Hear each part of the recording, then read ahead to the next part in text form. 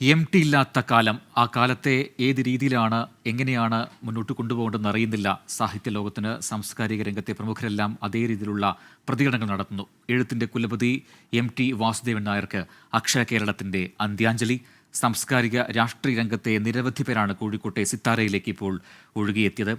അല്പസമയത്തിനകം സംസ്കാര ചടങ്ങുകൾ നടക്കും. സംസ്ഥാനത്ത് 2 ദിവസത്തെ ദുഃഖാചരണം പ്രഖ്യാപിച്ചിട്ടുമുണ്ട്. മുഖ്യമന്ത്രി പിണറായി വിജയനും മോഹൻലാലും ഉൾപ്പെടെ ആയിരങ്ങൾ അന്ത്യോപചാരം അർപ്പിക്കാൻ ഇന്ന് നേരിട്ടെത്തി.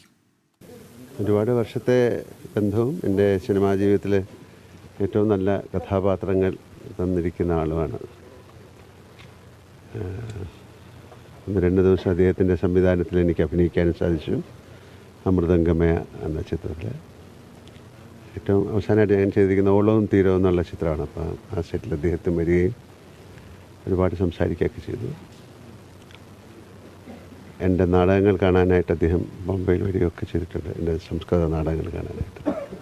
പിന്നെ ഞാൻ എന്താ പറയാനാണ്, മലയാളത്തിൻ്റെ അല്ലെങ്കിൽ ഇന്ത്യയിൽ ഏറ്റവും അറിയപ്പെടുന്ന ഒരു സാഹിത്യകാരൻ, ചലച്ചിത്രകാരൻ. അദ്ദേഹത്തിൻ്റെ തൂലികയിലൂടെ സൃഷ്ടിച്ചെടുത്ത ഒരുപാട് നല്ല കഥാപാത്രങ്ങൾ അഭിനയിക്കാൻ സാധിച്ചൊരാളാണ്. ഇപ്പോൾ മന്ത്രി P. രാജീവ് MT അനുസ്മരിക്കുന്നു. അതിലേക്ക് സംസ്ഥാനത്തിൻ്റെ സൃഷ്ടിയൊക്കെ ഇന്ന് മലയാളത്തിൽ സാധ്യമാകുമോ എന്ന് പലതും പറയാറുണ്ട്. പള്ളിവാളും കാൽച്ചിലമ്പും എന്ന അദ്ദേഹത്തിൻ്റെ കഥയെ ആസ്പദമാക്കിക്കൊണ്ടാണല്ലോ നിർമാല്യം അദ്ദേഹം സംവിധാനം ചെയ്തത്. അപ്പോൾ പലതരത്തിലുള്ള സംഭാവനകൾ ചെയ്തു. എക്കാലത്തും മാനവികത, നീതിബോധം, മതനിരപേക്ഷത, ആ മൂല്യങ്ങൾ എല്ലാ കാലത്തും ഉയർത്തിപ്പിടിച്ചു. എഴുത്തിൻ്റെ ഒപ്പം തന്നെ തൻ്റെ നിലപാടുകൾ ഓരോ പ്രശ്നത്തിലും ശക്തമായി ചെറിയ വാക്കുകളിലൂടെയും വാചകങ്ങളിലൂടെയാണെങ്കിൽ പോലും അദ്ദേഹം പ്രകടിപ്പിച്ചു. എക്കാലത്തും മലയാള ഭാഷ നിലനിൽക്കുന്നിടത്തോളം കാലം അദ്ദേഹം ജീവിച്ചുകൊണ്ടേയിരിക്കും.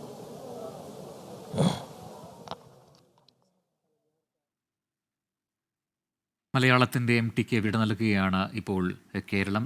ഒരു ജനസഞ്ചയം തന്നെ അവിടേക്ക് ഇന്ന് ഒഴുകിയെത്തുന്ന കാഴ്ച കണ്ടു. സിത്താരയിൽ നിന്ന് ഇപ്പോൾ പൊതുദർശനം പൂർത്തിയായിട്ടുണ്ട് എന്ന റിപ്പോർട്ട് കൂടി വരുന്നുണ്ട്. അല്പസമയത്തിനകം സംസ്കാര ചടങ്ങുകൾ ആരംഭിക്കുമെന്നും കൂടി അറിയുന്നു. മുഖ്യമന്ത്രി നേരിട്ടെത്തി അന്ത്യാഞ്ജലി അർപ്പിച്ചിരുന്നു. അതിനുശേഷം മുഖ്യമന്ത്രി നടത്തിയ പ്രതികരണത്തിലേക്ക്. കേരളത്തെയും മലയാളത്തെയും ലോകത്തിൻ്റെ നെറുകയിൽ എത്തിച്ച മഹാപ്രതിഭയുടെ വിടവാങ്ങലാണ് സംഭവിച്ചിരിക്കുന്നത്. ഇത് കേരളത്തിന് സംഭവിച്ച ഏറ്റവും വലിയ നഷ്ടമാണ്. ഈ വിട പറഞ്ഞ ഘട്ടത്തിൽ അഗാധമായ ദുഃഖവും അനുശോചനവും രേഖപ്പെടുത്തുന്നു. ഇപ്പോൾ കോഴിക്കോട് MTയുടെ വീടായ സിത്താരയിൽ നിന്ന് തത്സമയം ഹാഷ്മി താജ് ഇബ്രാഹിം ചേരുന്നുണ്ട്. ഹാഷ്മി, പൊതുദർശനം പൂർത്തിയായി എന്ന വിവരം അല്പസമയം മുമ്പ് ലഭിച്ചിരുന്നു. എങ്കിലും അവിടെ സിത്താരയ്ക്ക് ചുറ്റും ഒരു വലിയ ജനാവലി ഇപ്പോഴുമുണ്ട്. പ്രിയ കഥാകാരന് വിട നൽകാൻ അവർ കാത്തിരിക്കുകയാണ്. അല്പസമയത്തിനകം സംസ്കാര ചടങ്ങുകൾ ആരംഭിക്കുമെന്ന് അറിയുന്നു. മലയാളത്തെ വായിക്കാൻ പഠിപ്പിച്ച, പേർത്തും ഒരു കഥയ്ക്ക് പിന്നാലെ സഞ്ചരിക്കാൻ പ്രേരിപ്പിച്ച, കഥാപാത്രങ്ങളെ അറിയാൻ പ്രേരിപ്പിച്ച ഒരു കഥാകാരനാണ് ഇപ്പോൾ വിടവാങ്ങുന്നത്. ഒരുപക്ഷെ അദ്ദേഹത്തിൻ്റെ കഥാപാത്രങ്ങൾ പല സിനിമകളിൽ നമ്മൾ കണ്ടതാണ്, പല കഥകളിലും കണ്ടതാണ്. കഥാപാത്രങ്ങൾ അവസാനം ക്ലൈമാക്സിൽ മരിക്കുമെങ്കിലും ആ കഥാപാത്രങ്ങളെ നെഞ്ചോട് ചേർത്തിരുന്നു പ്രേക്ഷകരുമൊപ്പം തന്നെ വായനക്കാരുമെല്ലാം. അങ്ങനെ കൃത്യമായി വായനക്കാരൻ്റെ അല്ലെങ്കിൽ പ്രേക്ഷകരുടെ മനസ്സിലേക്ക് ഒരു അമ്പ് പായിക്കാൻ കഴിവുണ്ടായിരുന്ന ഒരു കഥാകാരനെയാണ് ഇപ്പോൾ മലയാളത്തിൽ നഷ്ടമായിരിക്കുന്നത്. എല്ലാവരും ആ രീതിയിൽ MTയെ ഓർക്കുന്നുണ്ട്, സ്മരിക്കുന്നുണ്ട്, അടയാളപ്പെടുത്തുന്നുണ്ട്. ഹാഷ്മി, അവിടെ നിൽക്കുമ്പോൾ അവിടേക്ക് എത്തുന്ന ഒരു സാംസ്കാരിക കേരളത്തിൻ്റെ ഒരു പരിച്ഛേദം നമുക്കവിടെ കാണാം. എല്ലാവരും ഒരേ രീതിയിൽ പറയുന്നു, ഇങ്ങനെ ഒരു എഴുത്തുകാരൻ ഇനി ഉണ്ടാകുമോ മലയാളത്തിന്? ആ കസേര അത് ഒഴിഞ്ഞു തന്നെ കിടക്കും. ഹാഷ്മി. പ്രജിൻ, MT തന്നെ ഒരിക്കൽ പറയുന്നത് പോലെ ഉള്ളിലേക്ക് നോക്കുമ്പോൾ ഒന്നുമില്ല, പൊട്ടിയ ഭിക്ഷാപാത്രം പോലെ ശൂന്യമായൊരു മനസ്സ് എന്ന് പറഞ്ഞ മട്ടിലാണ് ഇവിടെ നിൽക്കുന്ന ഓരോരുത്തരുടെയും മനസ്സിലെ കാര്യങ്ങൾ. അവർ നഷ്ടബോധത്തിൻ്റെ ഒരു ദിവസമാണ്. നഷ്ടബോധം എന്ന് പറഞ്ഞാൽ ഇനിയിപ്പോൾ സമയം 3:30 ആകാൻ പോകുന്നു. ഇനിയിപ്പോൾ ഒരു 3/4 മണിക്കൂറൊക്കെ ഉണ്ടാവുള്ളൂ MT നമുക്കൊപ്പം. MT ഇല്ലാത്ത ലോകത്ത് ജീവിക്കാൻ മലയാളികൾ പഠിച്ചു തുടങ്ങണം എന്നുള്ളതിൻ്റെ നമുക്കിനിയും ഉൾക്കൊള്ളാൻ കഴിയാത്ത ഒരു യാഥാർത്ഥ്യത്തിലേക്കുള്ള ബാക്കി മണിക്കൂറുകളാണ്. എങ്ങനെയെന്ന് അറിയില്ല, മലയാളത്തിൽ MT ഇല്ലാത്തൊരു കേരളം, MT ഇല്ലാത്തൊരു കൈരളി, MT ഇല്ലാത്ത മലയാള ഭാഷ, MT ഇല്ലാത്ത മലയാള സാഹിത്യം, MT ഇല്ലാത്ത മലയാള നോവൽ, അതിനെ എങ്ങനെയാണ് നമ്മൾ തരണം ചെയ്യുക, അതെങ്ങനെയാണ് സാധ്യമാവുക എന്നതുപോലും നമുക്കറിയില്ല. കാര്യം അത്രത്തോളം നമ്മുടെ ഈ സാഹിത്യത്തിൻ്റെ സമഗ്ര മേഖലകളിലും അത്രത്തോളം ഇഴുകിച്ചേർന്ന് കിടന്നിരുന്ന രണ്ടും രണ്ടല്ല, അതിനെ വേർതിരിച്ചെടുക്കാൻ കഴിയാതെ കിടന്നിരുന്ന സ്വത്വമാണ് എം ഡിയും മലയാള സാഹിത്യവും. അതിൽ നിന്ന് എം ഡി യാത്രയാവുന്നു, അതില്ലാതെ എങ്ങനെ മലയാള സാഹിത്യം അതിജീവിക്കും എന്ന ചോദ്യം ഇപ്പോഴും വ്യക്തിപരമായ ആശങ്കയായി കൂടി മനസ്സിലിങ്ങനെ കിടക്കുകയാണ്. എന്തായാലും പ്രജിൻ അല്പസമയം മുൻപ് വരെ ഇന്നലെ പുലർച്ചെ മുതൽ തുടങ്ങിയ എം ഡി ഒരു നോക്ക് കാണാൻ ഇങ്ങോട്ടേക്ക് എത്തിയ ജനാവലിയുടെ ഒഴുക്ക് ഈ സമയവും ഇവിടെ തുടരുന്നുണ്ട്. ഇപ്പോൾ സംസ്കാര ചടങ്ങുകൾക്കായി തൽക്കാലം അവിടെ ചില ക്രമീകരണങ്ങൾ ചെയ്യുകയാണ്. ഒരു ആംബുലൻസ് അങ്ങോട്ടേക്ക് വന്നു, പുഷ്പാലങ്കൃതമായ ജമന്തിപ്പൂക്കൾ കൊണ്ട് പുഷ്പാലങ്കൃതമായ ഒരു ആംബുലൻസ് എം ഡിയുടെ വീടിനകത്തേക്ക് സിത്താരയിലേക്ക് എത്തിയിരിക്കുന്നു. ഇനി ചില ചടങ്ങുകൾ നടക്കാനുണ്ട്. ആ ചടങ്ങുകൾ ചടങ്ങുകളാകുമ്പോഴേക്കും ഒരുപക്ഷെ വീടിനകത്ത് നിന്ന് മാധ്യമങ്ങളെ അല്പസമയം പുറത്തേക്കൊന്ന് ഇറക്കി നിർത്തുമെന്ന് പറയുന്നു. ചില അറേഞ്ച്മെൻ്റാണ്. അതിനുശേഷം ആ ചടങ്ങുകൾ പൂർത്തിയാക്കുന്നു. ചടങ്ങുകൾ പൂർത്തിയാക്കിയാൽ ആംബുലൻസിലേക്ക് കയറ്റി ഒരു വലിയ വിലാപയാത്രയൊന്നും പോകുന്നില്ല. വിലാപയാത്രയായി പോവുകയാണെങ്കിൽ ഒരുപക്ഷെ ആയിരക്കണക്കിന് ആളുകൾ അതിനെ അനുഗമിക്കുന്ന വലിയ ഒരു സമീപചരിത്രത്തിൽ നമ്മൾ കണ്ടിട്ടില്ലാത്ത വലിയൊരു വിലാപയാത്ര ഒരുപക്ഷെ ഇവിടെ രൂപം കൊണ്ടേനെ. പക്ഷേ എം ടി വാസുദേവൻ നായർ അത് വേണ്ട, വിലാപയാത്ര വേണ്ട, പൊതുദർശനം വേണ്ട എന്ന് ജീവിച്ചിരിക്കുമ്പോൾ അദ്ദേഹം എന്തൊക്കെ രീതിയിലുള്ള കർശനമായ നിഷ്ഠകൾ വെച്ച് പുലർത്തിയോ അതേപോലെ തന്നെ മരണശേഷവും അദ്ദേഹം കൃത്യമായ കാര്യങ്ങൾ പറഞ്ഞു വെച്ചതിന് ശേഷമാണ് പോയത്. ഒന്നിലും യാതൊരു ക്ലാരിറ്റി കുറവും ഇല്ല. എം ടി കൃത്യമായ കാര്യങ്ങൾ കൃത്യമായി തന്നെ പറഞ്ഞു. അതുകൊണ്ട് വിലാപയാത്ര ഉണ്ടാവില്ല. ആ ആംബുലൻസിൽ നേരെ ഇവിടെ മാവൂർ റോഡിലെ സ്മൃതിപഥം എന്ന് പേരിട്ടിരിക്കുന്ന ശ്മശാനത്തിലേക്ക് പോവുകയാണ്. പ്രജിൻ അതിലെ ഒരു കാര്യം അവിടെ സ്മൃതിപഥം എന്ന രീതിയിൽ അത് പുനർനിർമ്മിച്ച ശേഷം അതിനുശേഷം നടക്കുന്ന ആദ്യ സംസ്കാരം എന്നൊരു പ്രത്യേകത കൂടി ആ ശ്മശാനത്തിലുണ്ട്. അത് എം ഡി ആകുന്നു.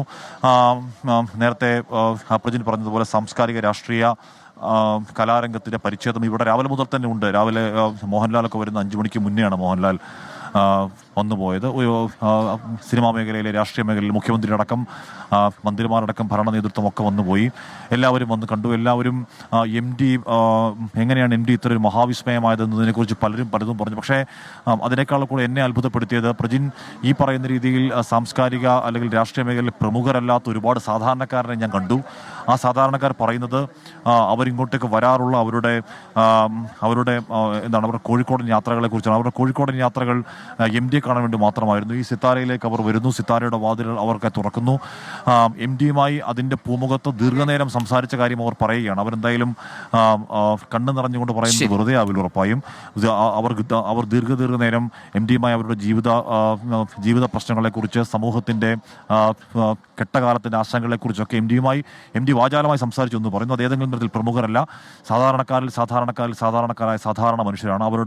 അവരുടെ ഹൃദയത്തിൻ്റെ ആഴങ്ങളിലേക്ക് നമുക്ക് ഒരുപാട് എഴുത്തുകാരുണ്ട്. പക്ഷേ ആ എഴുത്തുകാർ നമ്മൾ വായിച്ചു രസിച്ചു. പക്ഷേ എം ഡിയുടെ കഥാപാത്രങ്ങൾ, എം ഡിയുടെ വാക്കുകളെ നമ്മൾ എടുത്തു വെച്ച് നമ്മുടെ ഇടനെഞ്ചിലേക്കാണ്. അതുകൊണ്ടാണ് 91 വയസ്സിൽ എം ഡി പോകുന്നതെന്ന് പറയുമ്പോൾ നമുക്ക് അവിടെ വല്ലാത്ത നീറ്റൽ അനുഭവപ്പെടുന്നത്. കാര്യങ്ങളെല്ലാം നേരത്തെ പ്ലാൻ ചെയ്ത പോലെ തന്നെ പോകുന്നുണ്ട്. കൃത്യം ആ ഷെഡ്യൂൾ പാലിക്കാൻ തന്നെയാണ് തീരുമാനം. അധികം എം ഡിയുടെ കർശനമായ നിർദ്ദേശം ഈ പൊതുദർശനം വേണ്ട എന്ന കാര്യത്തിലൊക്കെ ഉള്ളത് കൊണ്ട് തന്നെ 4 മണി എന്ന സമയം ആ സമയം അങ്ങനെ തന്നെ പാലിക്കാനുള്ള തീവ്ര ശ്രമമാണ്. ശരി ഹാഷ്മി, എന്തായാലും ജ്ഞാനപീഠം, കേന്ദ്ര സംസ്ഥാന സാഹിത്യ അക്കാദമി അവാർഡുകൾ, ഒപ്പം പത്മ അവാർഡുകൾ ഇതെല്ലാം ലഭിച്ചൊരു കഥാകാരനാണ് ഇപ്പോൾ വിടവാങ്ങുന്നത്. അപ്പോൾ ശരിക്കും ജീവിതം ആഘോഷിക്കപ്പെടേണ്ടതല്ലേ, ആഘോഷിക്കാൻ തോന്നിയിട്ടുണ്ടോ എന്നൊക്കെയുള്ള ചോദ്യങ്ങൾക്ക് കൃത്യമായ മറുപടി എം ടിക്കുണ്ടായിരുന്നു. ആഘോഷിക്കാൻ അങ്ങനെ തോന്നിയിട്ടില്ല, പക്ഷേ എനിക്ക് നന്ദിയുണ്ട് ഈ കാലത്തിനോട് ഈ രീതിയിലൊരു ജീവിതം നൽകിയതിന് എന്ന് കൃത്യമായി എം ടി പറയുന്നു. ഒപ്പം എന്താണ് അങ്ങനെ ചിന്തിക്കുന്നത് എന്ന് ചോദിച്ച് രണ്ടാമത്തെ ചോദ്യത്തിൽ കൃത്യമായി എം ടി മറുപടി പറയുന്നുണ്ട്. ശരിക്കും ജീവിതത്തിന് ശേഷം ഉണ്ടാകുന്ന ഒരു ഇടവേള അത് മാത്രമാണ്, അല്ലെങ്കിൽ അങ്ങനെ ജീവിതമായി ഉണ്ടാക്കിയ ഒരു സന്ധി മാത്രമാണ് നമ്മുടെ ജീവിതം എന്ന് പറയുന്നു. അങ്ങനെ അത് പറഞ്ഞ എം ടി ആണിപ്പോൾ മരണത്തിന് കീഴടങ്ങി വിടവാങ്ങുന്നത്. അല്പസമയത്തിനകം തന്നെ പൊതുദർശനം പൂർത്തിയായി മൃതദേഹം ശ്മശാനത്തിലേക്ക് എടുക്കുമെന്നറിയുന്നു.